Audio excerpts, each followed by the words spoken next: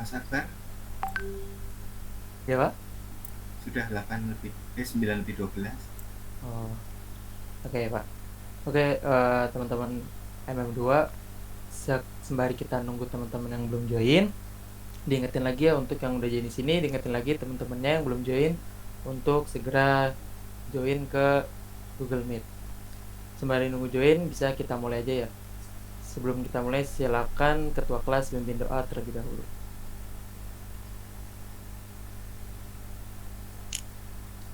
Assalamualaikum warahmatullahi wabarakatuh. Waalaikumsalam. Warahmatullahi wabarakatuh. Sebelum memulai pelajaran pada pagi hari ini, alangkah baiknya kita berdoa terlebih dahulu. Berdoa dengan kepercayaan agamanya masing-masing. Berdoa dimulai.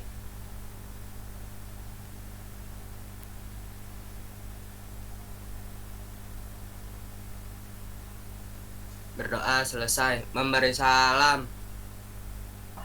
Assalamualaikum warahmatullahi warahmatullahi wabarakatuh. wabarakatuh. Waalaikumsalam warahmatullahi wabarakatuh. Oke, selamat pagi.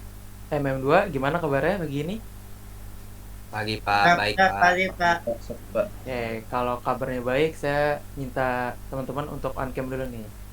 Saya mau ngelihat semangat-semangat paginya kelas MM2. Oke, sembari diingetin lagi untuk teman-temannya agar segera join ke Google Meet. Oke, mantap, udah pada semangat nih. Oke, kita mulai ya. Hari ini kita masuk ke materi selanjutnya. Setelah yang terakhir kan kita udah mempelajari tentang graf digital puppeteer atau yang animasi yang menggunakan wayang. Coba kita lihat dulu nih.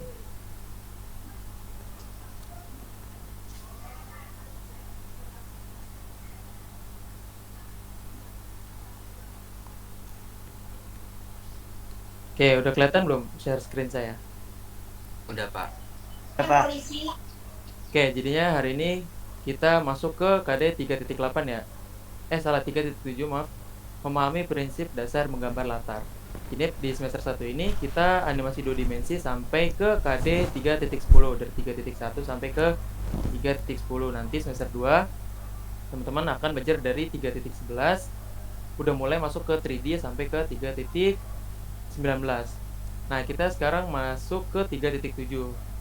Kenapa tadi saya bilang materi yang terakhir, cuman ini KD-nya masih 3.10, karena di KD 3.8, 3.9, 3.10 ini cuman pengulangan dari KD yang 3.1 itu, yang prinsip-prinsip dasar animasi yang sudah kita pelajari sebelumnya, yang ada squash and stretch, terus kayak exaggeration dan lain-lainnya. Oke, jadinya kita 3.9 sampai 3.10 juga nanti kita alihkan ke tugas akhir.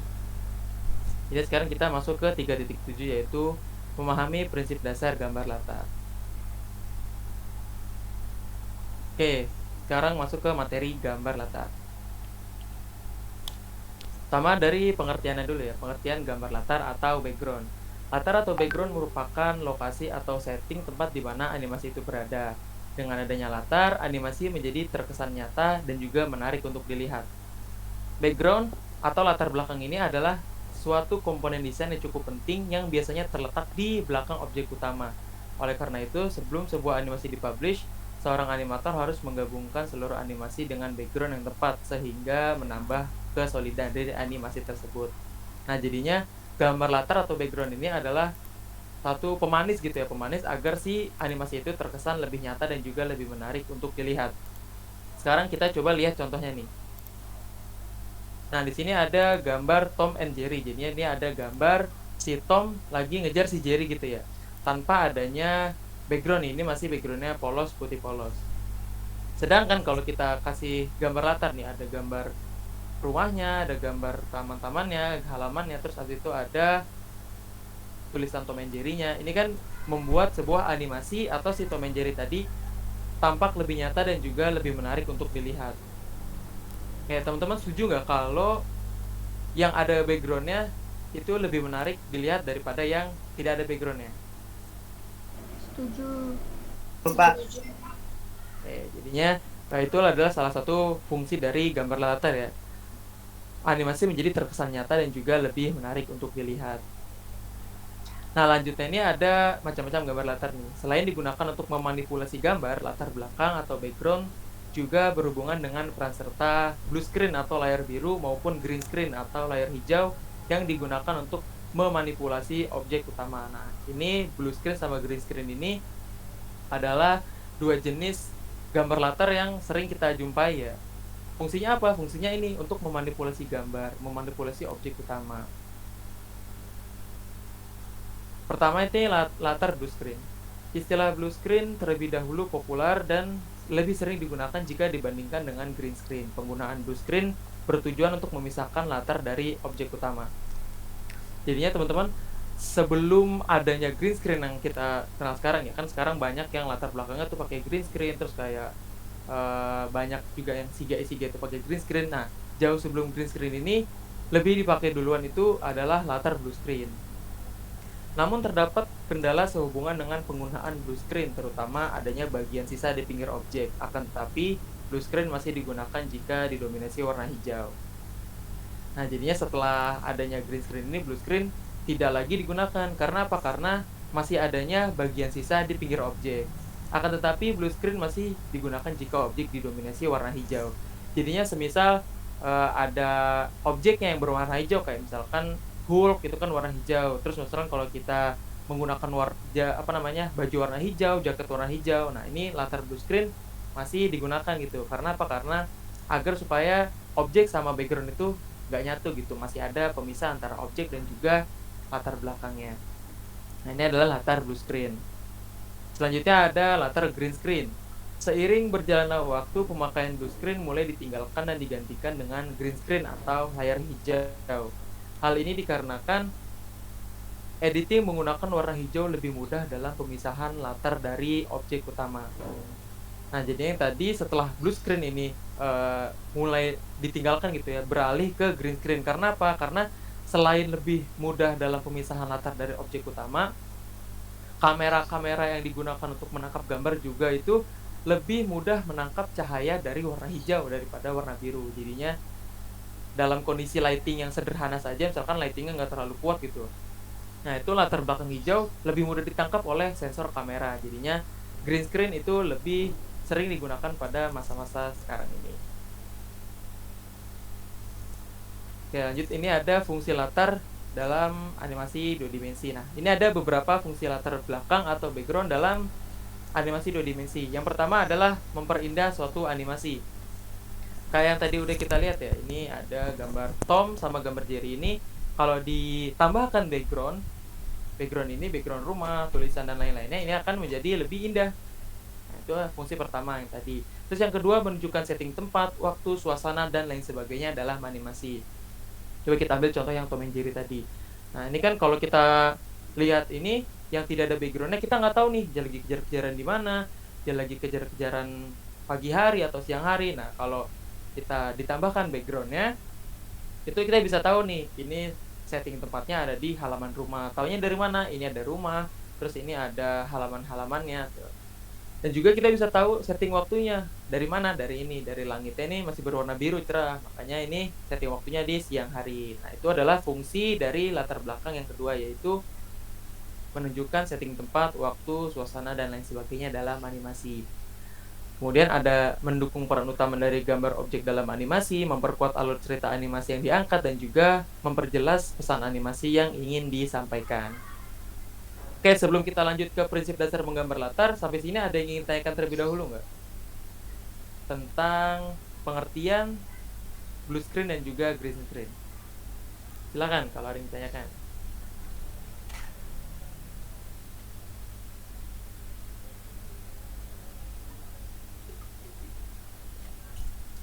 Oke, kalau nggak ada yang ditanyakan, kita lanjut ke prinsip dasar menggambar latar. Nah, kalau kemarin-kemarin itu kan ada prinsip dasar animasi, ada prinsip-prinsipnya stop motion ada. Nah, ini dalam menggambar latar, menggambar background, latar belakang, ini juga ada prinsip dasarnya. Ini ada 4 prinsip dasar menggambar latar. Yang pertama ada komposisi, ada perspektif, sudut pandang, dan juga ada pencahayaan. komposisi ini isinya nanti ada foreground, midground, dan juga background. Nah, perspektif ada 1 titik hilang dan juga 2 titik hilang. Nah, sudut pandang ada straight angle atau eye level, high angle, dan juga low angle. Terakhir ada pencahayaan. Oke, sekarang kita bahas satu-satu dari komposisi terlebih dahulu. Nah, di dalam prinsip dasar komposisi ini ada 3 bagian, secara umum 3 bagian utama dalam komposisi, yaitu ada background, ada middle ground, dan juga ada foreground. Pertama, background dulu. Background adalah objek atau properti yang ada di belakang objek utama. Sedangkan middle ground adalah objek yang sejajar dengan objek animasi atau objek utama. Foreground adalah objek-objek atau properti yang ada di depan objek utama animasi. Contohnya seperti ini. Saya matiin virtual background dulu. Nah, yang dinamakan background adalah objek atau properti yang ada di belakang objek utama. Semisal saya menjadi objek utama. Yang menjadi background adalah ini, ada lemari, terus ada tembok, di atas ini ada angklung, ya itu adalah background yang di belakang objek utama. Selanjutnya middle ground, objek yang sejajar dengan objek utama. Yang sejajar dengan saya apa? Ada handphone, ada botol, ada kipas, nah itu middle ground. Dan juga foreground, objek atau properti yang berada di depan objek utama. Ada apa aja? Ada keyboard, ada laptop, terus ada mouse, ada lampu. Nah itu perbedaan background, midground, dan juga foreground. Oke, background ada di belakang objek utama, middle ground sejajar, dan juga foreground itu ada di depan objek utama. Nah, sekarang ini juga udah banyak nih yang namanya kayak virtual background. Nah, ini sama aja, itu juga background kan untuk ada di belakang objek utama. Nah, selanjutnya saya punya satu gambar nih, gambar si anak kecil nih yang mirip si Masha and the Bear. Dia ada objek utamanya, terus ada kayak hutan-hutan, bunga-bunga, dan juga ada rumput-rumput. Kalau saya bagi ke 5 layer, layer 1, layer 2, layer 3, layer 4 sebagai objek utama, dan juga layer 5. Pertanyaannya adalah yang manakah yang background, midground, dan juga foreground?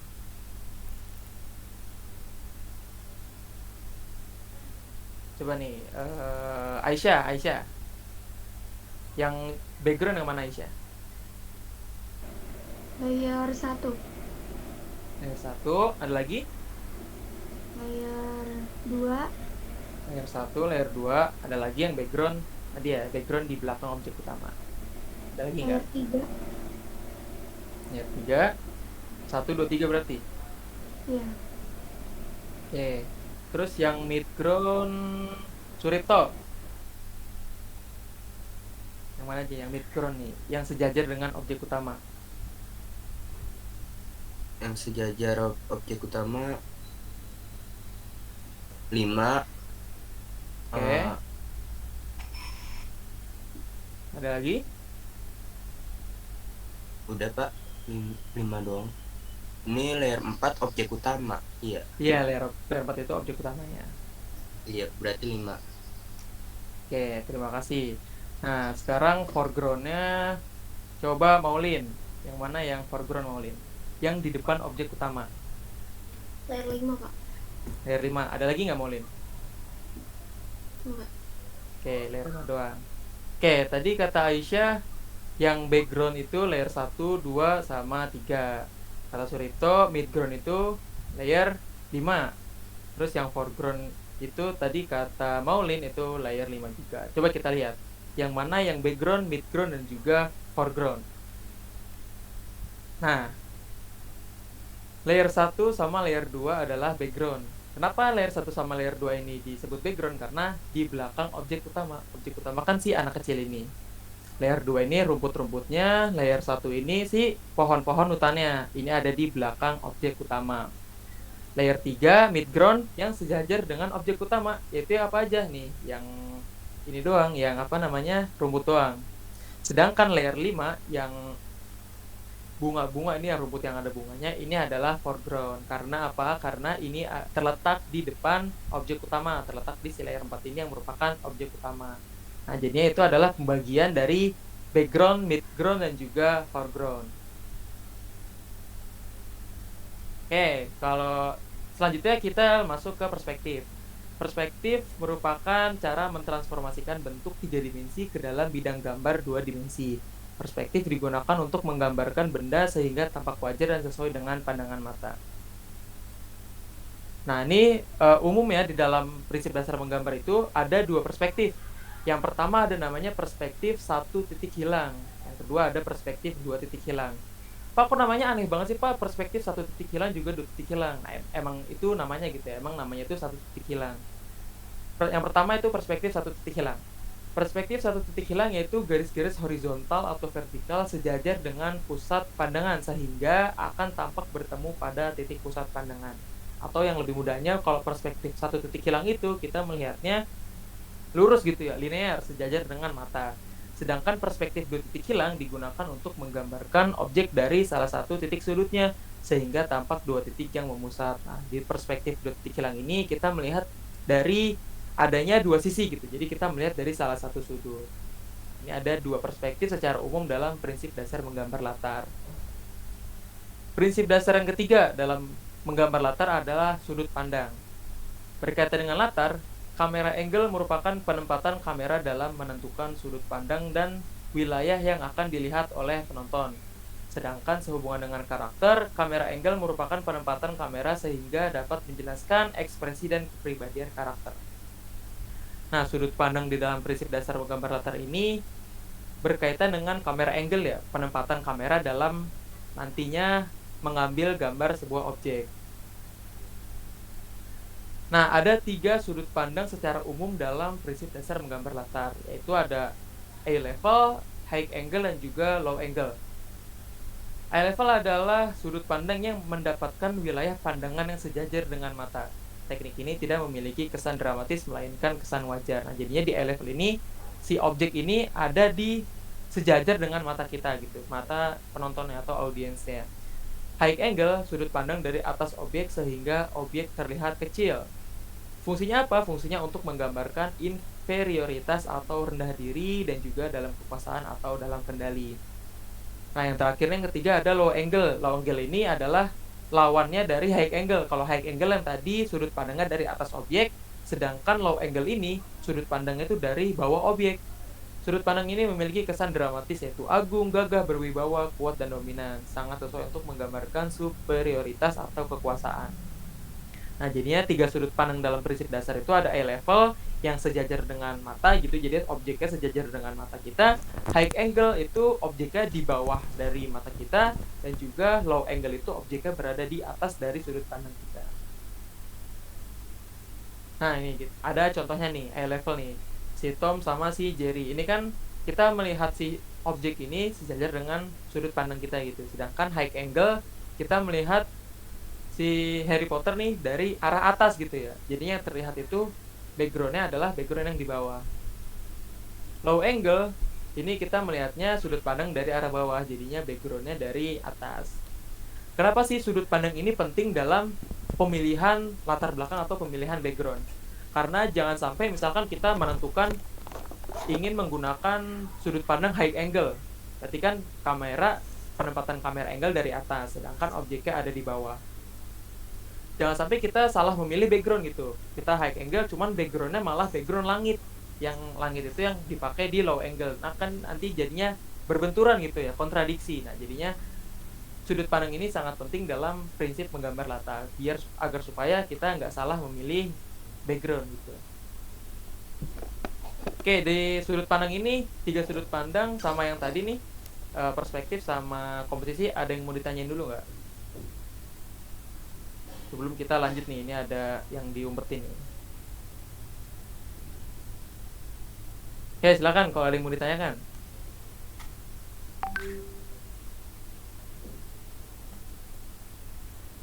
Nggak ada, jelas?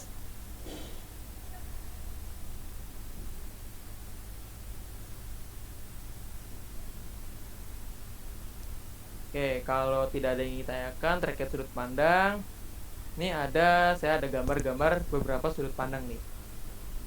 Yang pertama, ini ada sudut pandang apa teman-teman? Yang tadi, ini kita melihat objeknya dari arah atas, objeknya dari arah bawah. Ya apa? Oke. High angle. Oke, kita lihat apakah benar tadi Raga Suci bilang high angle. Nah, benar, high angle. Ini melihatnya dari sudut pandang dari arah atas. Kemudian yang kedua nih. Ini sudut pandang apa, teman-teman? Low angle. Triangle. Low angle. Kenapa ini disebut low angle?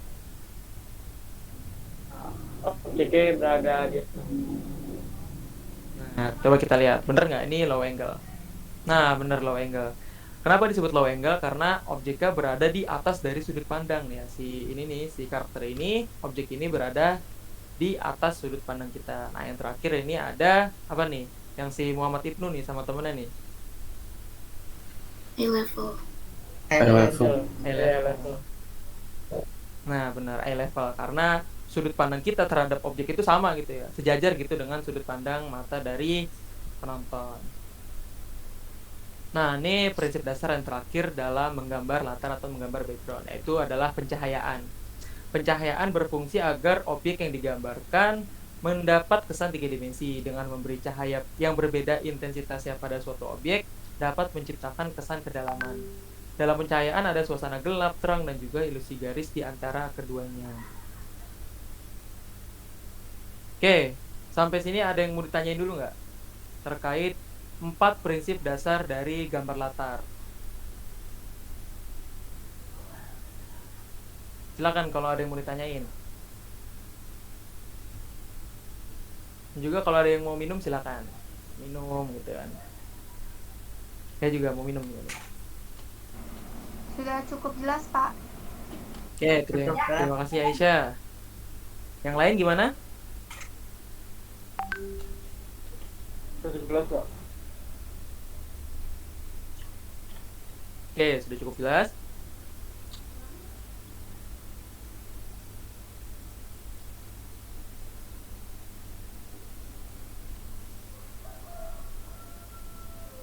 Kalau sudah cukup jelas, jadi itu ya materi kita hari ini yaitu gambar latar gitu. Coba kita review dulu dari awal. Gambar latar atau background itu adalah lokasi atau setting di mana animasi itu berada. Dengan adanya latar, animasi menjadi terkesan nyata dan juga menarik untuk dilihat. Jadinya dengan penambahan background atau penambahan gambar latar, membuat si animasi ini lebih menarik untuk dilihat gitu. Contohnya kayak gimana? Contohnya kayak si Tom and Jerry tadi. Kita ngeliat ini kayak, wah Tom and Jerry-nya cuma kejar-kejaran doang nih. Nggak ada makna apa-apa dari si gambar ini. Kecuali dia udah ditambahkan gambar latar atau ditambahkan backgroundnya. Menjadi lebih nyata dan juga lebih menarik untuk dilihat. Ada dua jenis gambar latar secara umum nih. Ada blue screen atau layar biru dan juga green screen atau layar hijau. Blue screen digunakan untuk memisahkan latar dari objek utama. Namun terdapat kendala sehubungan dengan penggunaan blue screen, terutama adanya bagian sisa di pinggir objek. Sedangkan green screen ini lebih sering digunakan pada sekarang-sekarang ini. Hal ini dikarenakan editing menggunakan warna hijau lebih mudah dan juga lebih mudah ditangkap oleh kamera. Jadinya tidak memerlukan pencahayaan yang lebih banyak gitu ya. Terus juga ada 5 fungsi latar dalam animasi 2 dimensi, yaitu memperindah animasi, menunjukkan setting tempat, waktu, suasana, mendukung peran utama, memperkuat alur cerita, dan juga memperjelas pesan animasi yang ingin disampaikan. Kemudian ada 4 prinsip dasar menggambar latar. Ada komposisi yang tadi, foreground, yang ada di depan objek utama, midground yang ada di sejajar dengan objek utama, dan juga background yang ada di belakang objek utama. Perspektif ada 1 titik hilang dan juga 2 titik hilang. Sudut pandang itu ada 3. Straight angle, eye level yang sejajar dengan pandangan mata, high angle yang objek berada di bawah, dan juga low angle, objek berada di atas dari sudut pandang kita. Yang terakhir ada pencahayaan.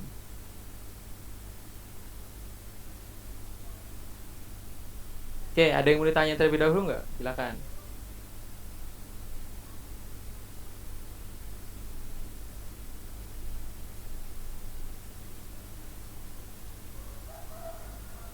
Kalau tidak ada yang ingin tanyakan, saya ingin membahas sedikit tentang ini nih.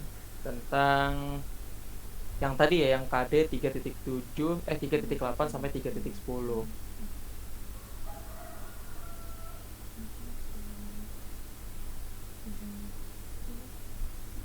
Oke, ada yang tanyakan tadi yang untuk gambar latar? Tidak ada? Tidak ada, Pak. Tidak ada, Pak. Mau nanya Pak? Oke, terima kasih. Yang lain? Mau nanya Pak? Ya, silakan. Kan kalau green screen kan kalau mau di apa tuh green screen yang mau dihapus kan sih kayak ada video terus dia ada green Iya. screennya. Nah saya Oke. mau tempelin ke video, gimana caranya? Misalnya saya pernah tapi nggak bisa gitu loh. Oke, jadinya punya background hijau mau ditempelin ke video gitu ya. Ya. Nah, itu tinggal dimanipulasi di software gitu ya, software editingnya. Software editingnya bisa pakai apa aja, pakai Premiere bisa, pakai After Effects bisa, pakai Vegas bisa gitu. Jadinya nanti tinggal di manipulasi atau tinggal diedit-edit di software edit gambarnya atau edit videonya. Caranya pakai apa? Bisa pakai chroma key, bisa pakai luma key, color key gitu.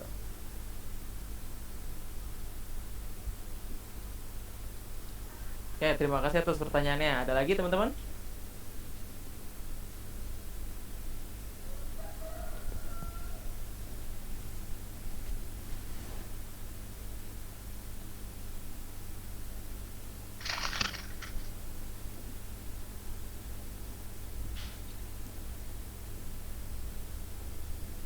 Oke, kalau nggak ada yang ingin tanyakan, saya mau bahas sedikit tentang tugas akhir dari semester 1. Kalau kemarin tugas yang terakhir itu kan ada ini ya, ada tugas stop motion. Teman-teman udah bikin stop motion. Alhamdulillahnya semua kelompok nih dari kelompok 1 sampai kelompok 6 udah ngumpulin semua, udah memenuhi kriteria semua, alhamdulillah.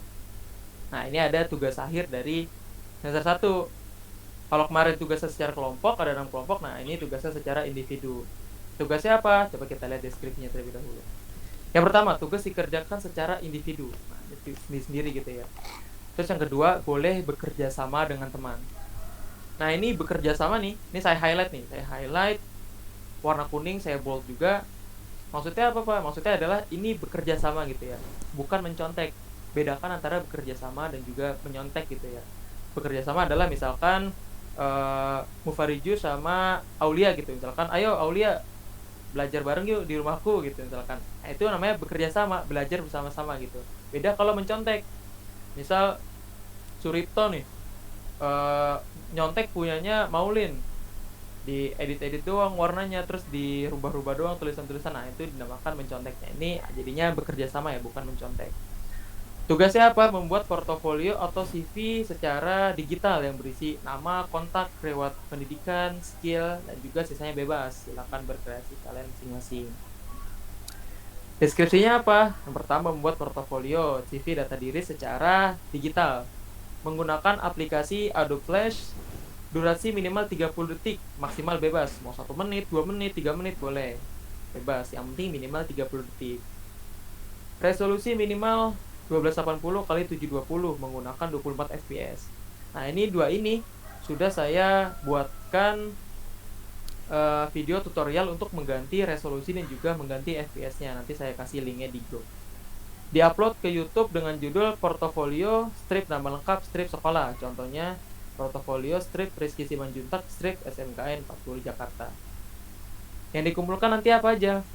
File karya dalam bentuk link YouTube. Nah, jadinya teman-teman sesudah jadi nanti diupload ke YouTube. Ini ya, diupload ke YouTube nih, ada format judulnya. Yang kedua ada file mentahan dan dalam bentuk FLA dari Adobe Flash-nya. Yang ketiga aset gambar yang digunakan. Jadinya kalau teman-teman ngambil aset dari Google, misalkan aset template-nya atau aset gambarnya, misalkan kayak mobil, awan, pesawat, nah itu nanti dimasukin juga di Google Classroom. Dikumpulin kapan Pak deadline-nya? Dikumpulkan paling lambat pada masa penilaian akhir semester atau nanti sekitar awal-awal bulan Desember. Itu jadinya tugas akhirnya di semester 1 ini ada membuat portofolio atau CV dalam bentuk digital. Oke, terkait tugas akhir ada yang ingin tanyakan nggak?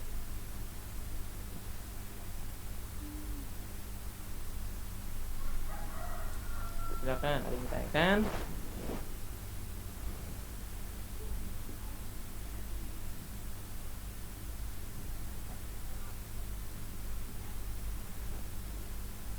Untuk tugas akhir ini saya nggak mewajibkan teman-teman untuk membuat storyboardnya. Kalau kemarin kan yang stop motion kan mewajibkan ya, harus membuat storyboardnya juga. Nah, kalau tugas saya ini, saya tidak mewajibkan membuat storyboard, namun akan lebih mudah nanti teman-teman membuat storyboard terlebih dahulu. Misalkan kayak kemarin Kalila nih membuat storyboardnya dulu gitu. Jadinya intronya silakan teman-teman tulis di kertas gitu ya, digambar ada intro, terus habis itu ada gambarnya warna apa aja, backgroundnya dan segala macamnya, terus nanti kontaknya, nanti penempatan foto, penempatan tulisannya di mana aja, riwayat pendidikan itu penempatan tulisannya di mana aja gitu. Jadinya nanti setelah storyboard jadi, pada saat kita pembuatan portofolio digitalnya di aplikasi Adobe Flash nanti akan lebih mudah gitu. Jadi kita nanti nggak berkreasi lebih banyak lagi gitu. Jadi tinggal mengikuti dari storyboard yang udah kita buat.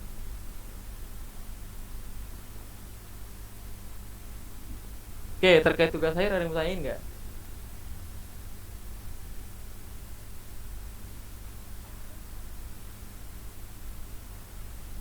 Nanti ini akan saya share juga ya di Google Classroom ya. Terkait ini nih, deskripsi dari tugas akhir ya. Silakan, ada yang mau ditanyakan?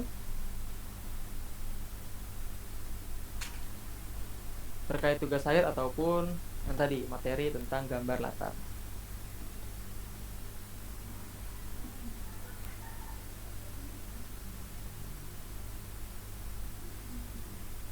Silakan teman-teman.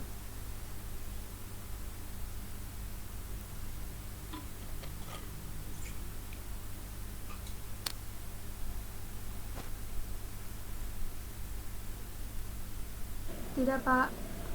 Oke, terima kasih. Yang lain? Sudah cukup jelas terkait tugas akhirnya? Jelas Pak, cukup jelas. Jelas, Pak. Cukup jelas, Pak.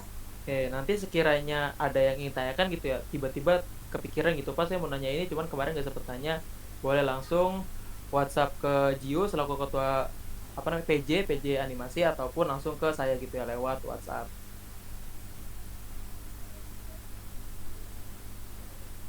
Oke, kalau tidak ada yang ditanyakan terkait tugas akhir, mungkin itu dulu ya materi kita hari ini terkait gambar latar dan juga sedikit tentang tugas akhir. Teman-teman kalau ada yang mau ditanyakan nanti tinggal bisa PC ke PJ-nya atau nanti langsung PC ke saya boleh. Oke, dari saya sekian. Dari Pak Nafik silakan apabila ada ini Pak, ada tambahan Pak.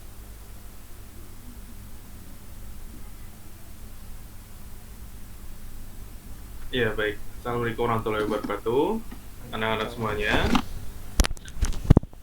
Terkait tugas akhir, nanti setiap anak harus mengerjakannya masing-masing ya.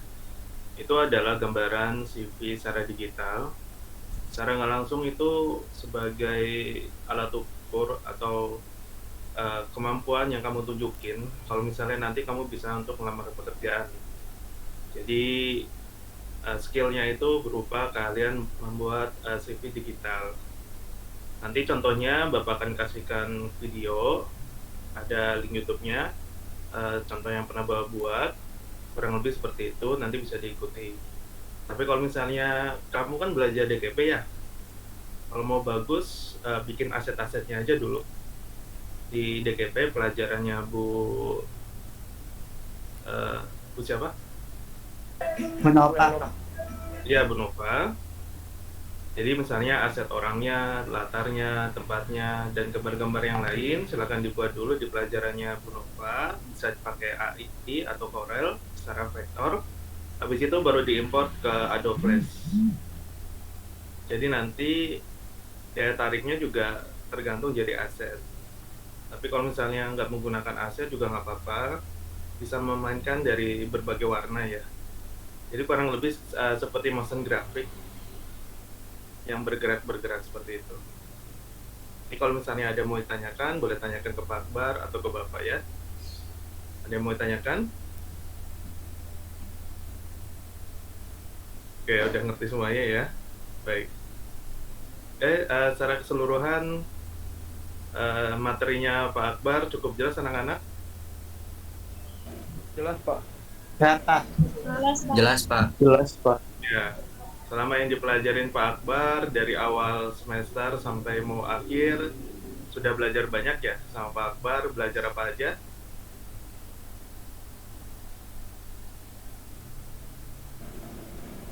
Stop motion, motion twin. Hmm. Motion Twin sudah belajar dasar-dasar animasi bergerak gitu ya. Prinsip-prinsip animasi. Oke, secara teori ada prinsip animasi. Terus kemarin juga stop motion. Alhamdulillah semuanya cukup jelas dan gampang dipahami ya. Jadi anak-anak bisa pelajarin materi animasi dengan baik. Nanti di semester 2 akan belajar animasi 3 dimensi menggunakan Blender dengan Bapak. Yang ada laptopnya bisa juga diinstal Blender yang dipakai. Yang terupdate juga nggak apa-apa karena itu open source, free. Terus untuk tugas akhir juga batasnya itu sampai minggu pertama Desember ya, sebelum Bapak input raport. Jadi itu sebagai nilai akhir. Oke, paham ya anak-anak ya? Paham, Pak? Ya, Paham, baik. Pak. Paham, Pak. Cukup itu yang bisa Bapak sampaikan. Silakan mungkin Pak dosen, Pak Vicky memberikan arahan kepada kita semuanya. Persilakan. Ya, Assalamualaikum warahmatullahi wabarakatuh. Terima kasih nih Pak Nafik dikasih waktu. Ya, Waalaikumsalam. jadi terima kasih atas kehadiran ini Bapak Nafik dan teman-teman dalam rangka mendukung nih Mas Akbar atau Pak Akbar di Pangga ini dalam mempresentasikan materinya ya.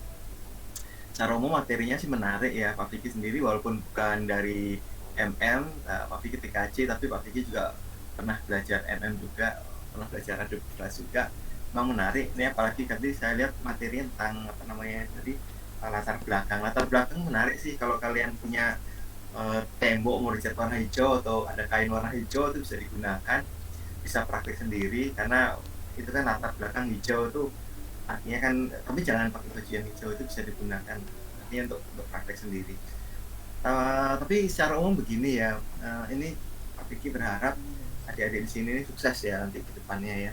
Tapi ingat, jadi tadi Pak Vicky di awal di mata pelajaran sebelumnya mengatakan juga, jadi kalau setiap mata pelajaran ini jangan mikir ini saya dapat berapa ya gitu, tapi jangan mikir itu, tapi lebih mikir dari pelajaran ini saya dapat ilmu apa gitu loh. Terus kalau dapat ilmu ini saya bisa apa gitu loh.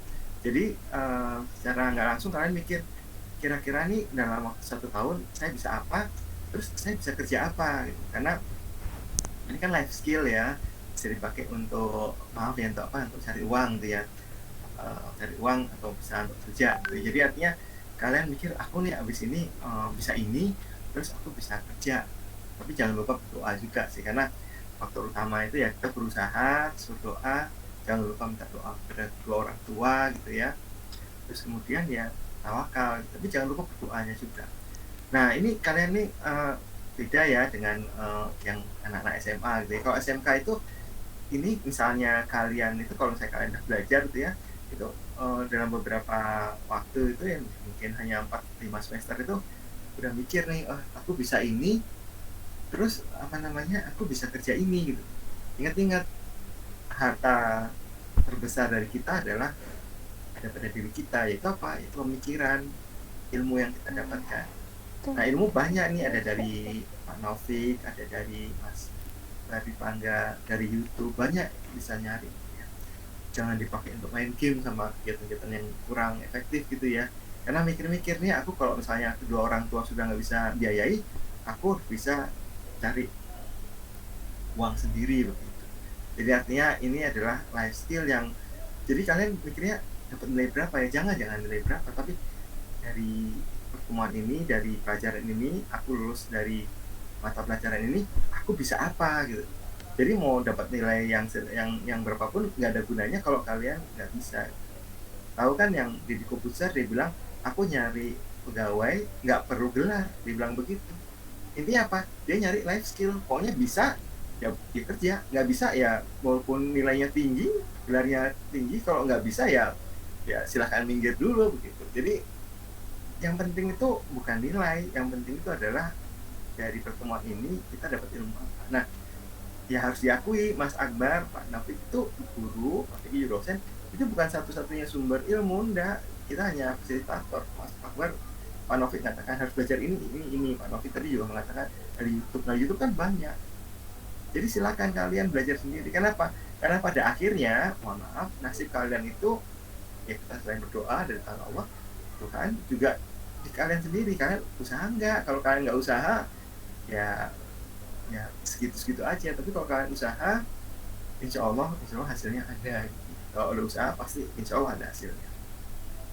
Saya berharap, saya berdoa, kita berdoa sama-sama semoga kalian semua sukses. Pak Taufik sukses, Pak Akbar sukses, kalian juga sukses di dunia dan di akhirat gitu ya. Jadi bukan kaya tapi sukses gitu.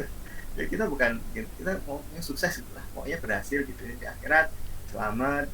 Jadi jangan banyak-banyak buat dosa gitu. Pokoknya banyak-banyak ibadah, berusaha gitu ya. Sehingga nanti akhirnya itu kalian berhasil. Berhasilnya ya pokoknya berhasil di dunia. Nah, itu sih dari saya. Jadi ingat-ingat belajar itu bukan untuk dosen, bukan untuk guru, bukan untuk, tapi ya untuk kita sendiri.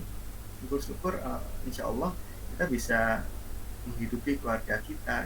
Jadi anggap aja ini life skill yang kalau kalian nggak berhasil itu kalian sendiri yang merasakan. Kalau kalian berhasil, kalian sendiri juga yang akan merasakan gitu. Itu aja dari saya. Pokoknya jangan lupa berdoa, minta doa ibu, bapak, ya. Terus kemudian berusaha lagi, terus udah akhirnya diserahkan pada Yang Maha Kuasa.